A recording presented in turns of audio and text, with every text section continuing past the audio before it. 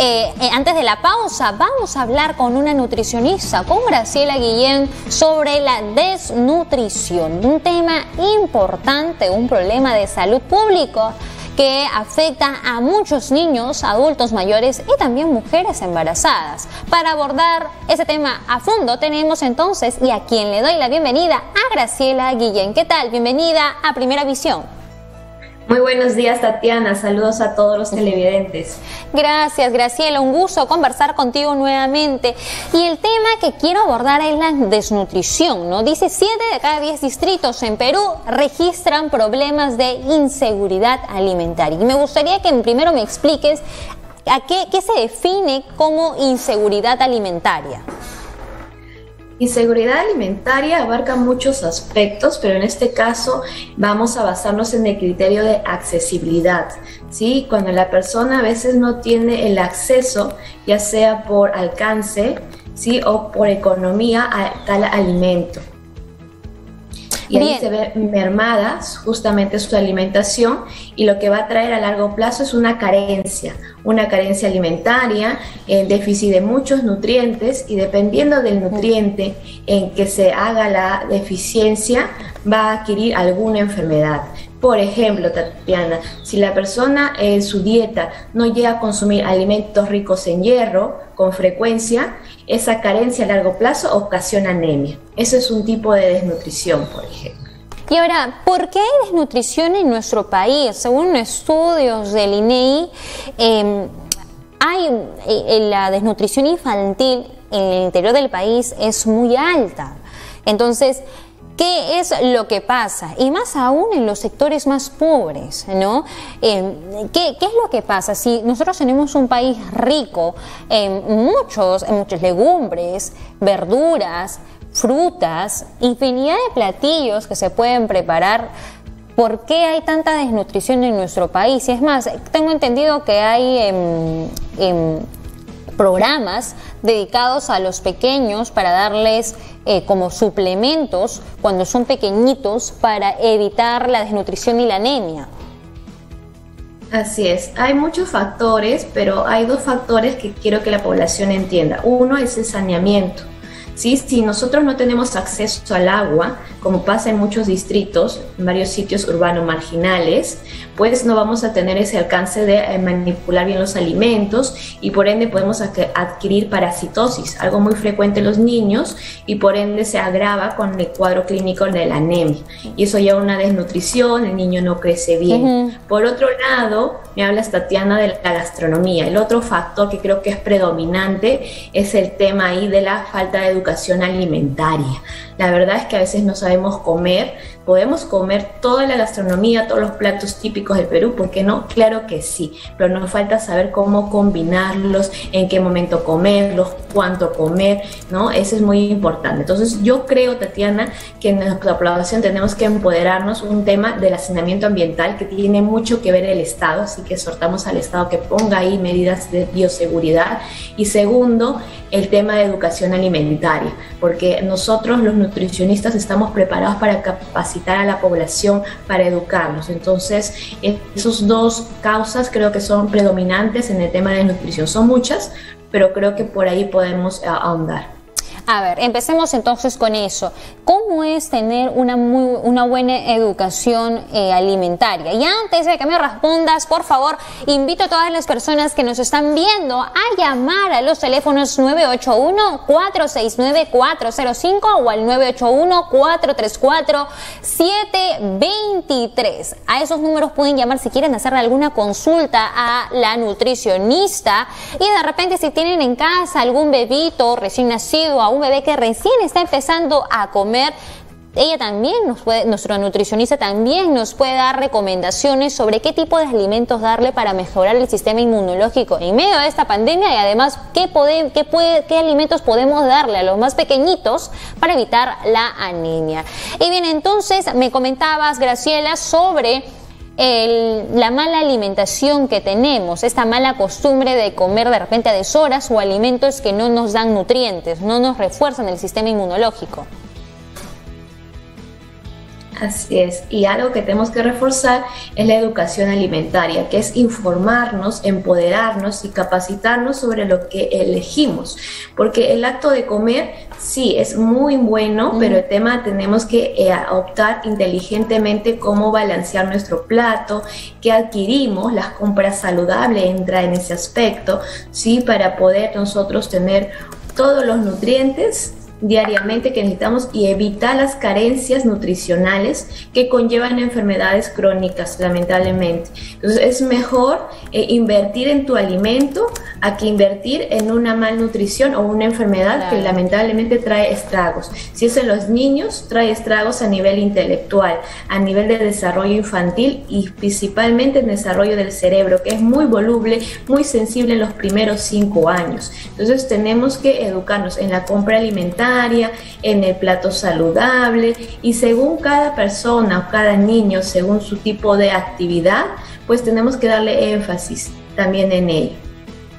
Bien, empecemos de los más pequeñitos. De repente yo tengo un bebé en casa, ¿por qué pasa? Pongámonos en una situación real, ¿no? Porque ¿qué pasa si es que estamos en un lugar precario, ¿no? Con pocos ingresos económicos, donde hay niños menores, más de 3 niños menores a cargo de solamente de una sola persona? Obviamente cuando hay pocos ingresos económicos y hay más niños en casa, el nivel de alimentación es baja también. ¿Qué opciones nos podrías dar de repente? Yo he escuchado mucho el consumo del vaso, del hígado de pollo.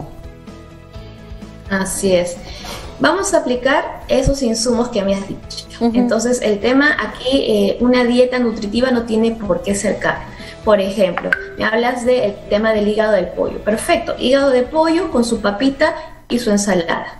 Ya está. Ese es un plato nutritivo. La idea es saber combinarlos. Pero ¿qué hace el peruano promedio? ¿No? Arroz, papa, por ahí una presita chiquita y no. Y eso es una malnutrición, porque ese plato no es adecuado para ni un niño ni un adulto. Así que podemos combinarlo. Otro plato tranquilo, barato, rico y nutritivo es, por ejemplo, el tema de el arroz, porque somos arroceros, un huevito sancochado y nuestra ensalada. O sea, eso es también otro plato nutritivo. Y no es muy caro, ¿no? Y no es caro. Claro. Es una fuente barata. Otras personas pueden tener el tema de las menestras, quizá la menestra más cómoda en ese momento, con arroz y ensalada. Claro, entonces atención mamitas, papitos, eso es una muy buena opción. Qué bueno que tengamos a Graciela acá para que nos pueda ayudar. En medio también de esta crisis económica que vivimos, es muy importante ahorrar. Tenemos una llamada. Graciela, ¿qué tal? Muy buenos días, bienvenida a Primera Visión. ¿Cuál es tu nombre y de dónde nos llamas? ¿Qué tal? Mi nombre es Alejandra, llamo de Huaycán. Hola, ¿qué tal? Cuéntame, ¿cuál es tu consulta para nuestra nutricionista? Sí, quería consultarle, mi hermana está gestando, tiene 6 meses de embarazo, quería saber qué alimentos ayudarían al bebé para que no nazca con desnutrición. Perfecto. Gracias por la pregunta. Para evitar la desnutrición en una embarazada tiene que llevar sus controles mensuales y tiene que llevar una dieta balanceada, pero dominantemente con alimentos ricos en proteínas, que es a través del pescado, el pollo, la pavita. Adicionalmente hay que ver según su estado nutricional cuánto es la cantidad y las porciones de cereales que es lo que le va a brindar energía en este proceso. Hablamos de la quinoa, del arroz, de las menestras, y por ende también le sugiero que diariamente consuma por lo menos una porción de verduras, porque recordemos que en el segundo y el tercer trimestre se asienta el problema del estreñimiento, ¿no? Entonces es muy importante tener estas recomendaciones, estimada, pero es importante que vaya con nutricionista porque el control es mensual, debido a que nosotros, depende del indicador del peso que está ganando mensualmente, vamos a balancear esa dieta. Bien, Graciela, cuéntame, y antes de tenemos ya llamada, Graciela, cuéntame, para las embarazadas también, lo que yo tengo entendido, porque entendamos que a veces las embarazadas de repente le agarramos como que asquito algunas comidas. En mi caso, por ejemplo, yo no soportaba el hígado. No lo soportaba, y eso que a mí me encanta el hígado frito, el hígado sancochado, me fascina, me encanta, ahora me encanta, ¿no? Pero cuando yo estaba gestando era imposible verlo. Es más, no podía tampoco probar las lentejas, las menestras, que hasta ahora de repente tengo un pequeño rechazo pero en el embarazo era terrible. Entonces, y también los aderezos. En este caso, de repente, ¿hay alguna otra opción para poder darle a la embarazada, poder reforzar el sistema inmunológico, evitar la anemia? Creo que hay unos potecitos de hierro, si no me equivoco, que se toman, que son dulcecitos. Sí, habría que ver si necesita un suplemento o no, si en ese caso de la embarazada inicia con una anemia o tiene una anemia gestacional en el proceso, pero en vez del vaso o de la sangrecita, igual otras fuentes cárnicas como el pescado es alto en hierro, también su hierro es muy bueno en absorción, así que está adecuado. La idea es combinar una dieta a base de la educación alimentaria. Bien, tenemos una llamada en espera entonces. ¿Qué tal? Muy buenos días, bienvenido aquí a Primera Visión. ¿Cuál es tu nombre y de dónde nos llamas? Muy buenos días, señorita. Mi nombre es José Tupac Vitarte Raucana. Señor José, ¿qué tal? Muy buenos días. ¿Cómo está? Dígame, ¿cuál es su consulta para nuestra nutricionista? Sí, señorita, estoy viendo el programa justamente y es un aporte muy bien para nuestro querido Vitarte. Mi pregunta es la siguiente. Mi madre sufre de fibrosis pulmonar y estoy en una duda en qué alimento debo darle porque me dice que no debe comer muchas cosas frías. Y esa es mi pregunta, señorita. Muchísimas gracias. Don José, muchísimas gracias a usted. Es muy importante que hagan sus llamadas. Aprovechemos que tenemos un especialista para resolver sus dudas. Graciela, en ese caso, ¿qué recomendaciones le daríamos al señor José? Bueno, señor José, muy buenos días. Primero, entender que la fibrosis pulmonar es un proceso degenerativo propio de los adultos mayores. Hay que evaluar el grado y la severidad.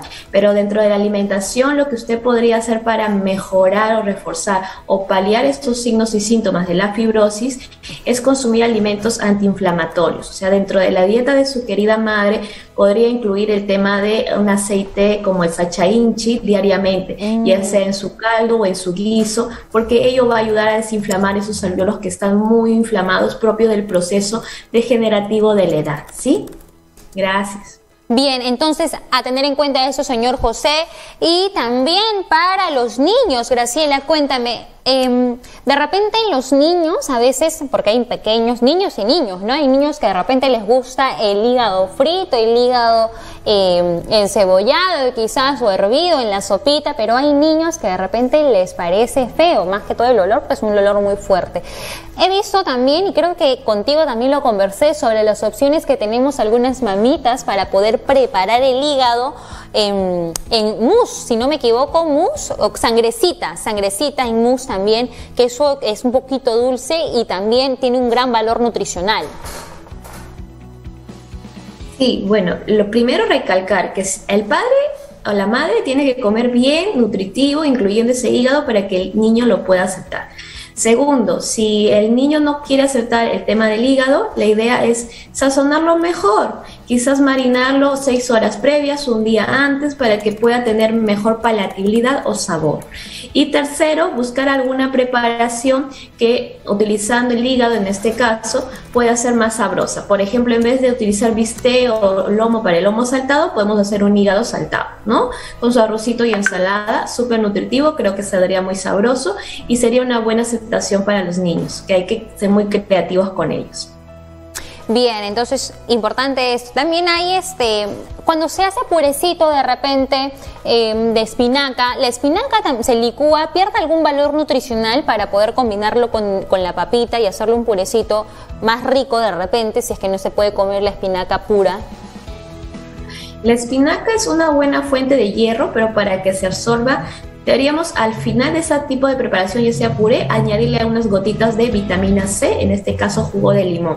Me hablabas de la espinaca, si licuando se pierde valor nutritivo. No se pierde, pero sí se podría perder al cocerlo. Entonces no cocerlo mucho, sí, esa es la idea, simplemente lo suficiente, que no se pardee o oscurezca mucho, porque si no va a perder su valor nutricional. Pero por el tema del licuado no hay problema, podemos licuar la espinaca y no perdería valor nutricional. Bienvenido a aplicar vegetales verdes, por lo menos 2 veces por semana dentro de las ensaladas o purés que me refieres. Perfecto, a tener en cuenta eso, papitos, mamitas, a todos nuestros amigos que nos están viendo. Tenemos otra llamada. ¿Qué tal? Muy buenos días, bienvenido o bienvenida a Primera Visión. ¿Cuál es su nombre y de dónde nos llamas? Muy buenos días, le estoy llamando aquí desde Santa Clara, soy la señora Mariana. Quería saber respecto a la alimentación de mis pequeños. Yo tengo una niñita de 3 años, bueno, ella desde hace ya medio año más o menos no le gusta la leche. Está que me dice, no mami, no quiero. Y yo quisiera saber, aparte del huevo, ¿qué otro alimento puede reemplazar? ¿No? El queso, el yogur, aparte de esos alimentos, ¿qué otros alimentos lo reemplazan?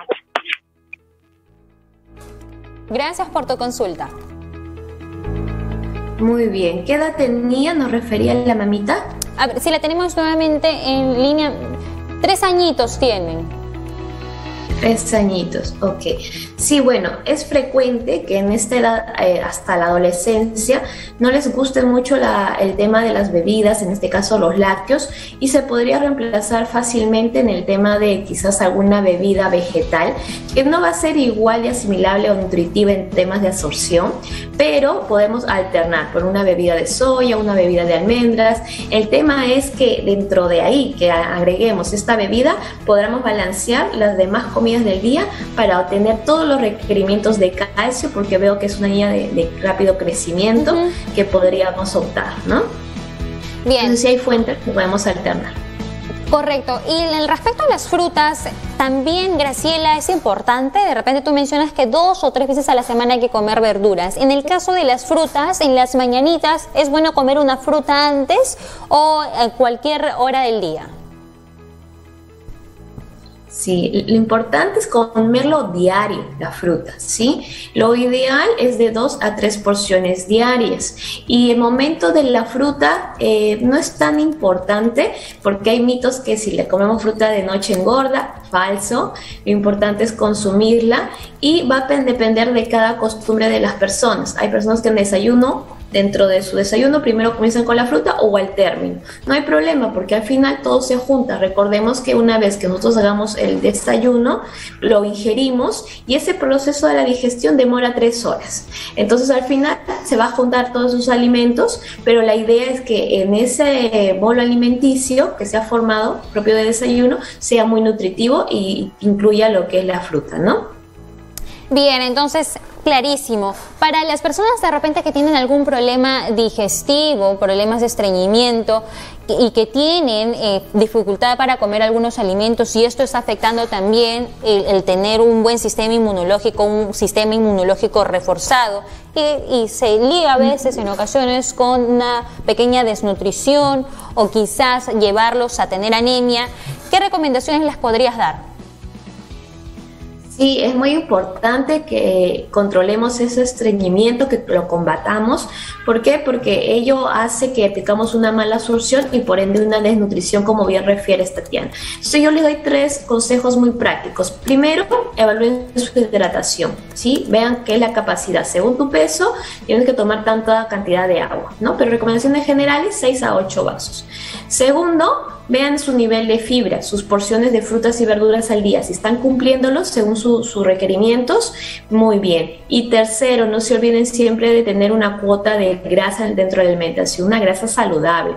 Una porción de palta, una porción de aceituna, una cucharada de aceite de oliva, una porción de mantequilla de maní quizás, ¿no? Dependiendo de nuestras condiciones, pero lo ideal es siempre tener esos 3 requerimientos y actividad física, ¿no? Para ayudar al movimiento intestinal. Entonces, en temas nutricionales, nivel de hidratación, nivel de fibra y su cuota de grasa. Mi última consulta, Graciela, y que tiene que ver mucho justo con lo que he visto en las tomas de apoyo, es que normalmente una persona tiene que tomar desayuno, almuerzo y cena, ¿no? En ocasiones la merienda, quizás la media mañana, pero si hablamos de las personas que tienen poco nivel económico, un bajo nivel económico y no les alcanza, en el caso, por ejemplo, de las ollas comunes, que debido a ese golpe económico que estamos sufriendo, no tienen para hacer 2 comidas al día, sino solamente una, y entre ellos los niños se alimentan con una sola comida al día, las mamás, las mujeres embarazadas, los adultos mayores. En ese caso, ¿cómo podríamos hacer? De repente, ¿qué opciones podríamos dar para poder darle al menos esa sola comida que comen en el día sea contundente o tenga un valor nutricional alto? Claro, sí, hay que apoyarlos en este sentido con la educación alimentaria. Primero, recalcar que una sola comida, por más nutritiva que sea, no va a abastecer todos nuestros requerimientos diarios. Segundo, esa comida, si es solo un plato, tiene que ser muy nutritivo, es decir, tiene que tener esos 3 componentes: mi cereal, mi carne, mi ensalada. Y tercero, es necesario que un niño en crecimiento no tenga una sola comida, entonces quizás en la noche, por temas económicos, no podamos consumir como almuerzo, pero quizás algo más simple, como un pancito con huevo y una porción de avena o cuáquer, ¿no? Entonces, esta es la idea, balancearlo, ¿no? A través de algo económico, pero nutritivo.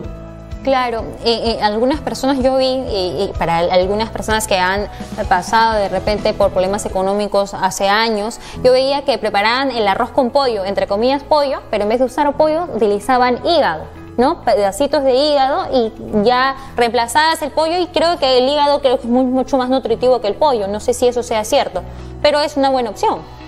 En calidad nutricional de hierro, claro que sí, pero igual los dos son altos, simplemente que tiene mayor biodisponibilidad y mayor cantidad, un poquito más de concentración. La idea es que esas combinaciones o ese reemplazo está ok, así que felicidades y sigan, pueden hacerlo.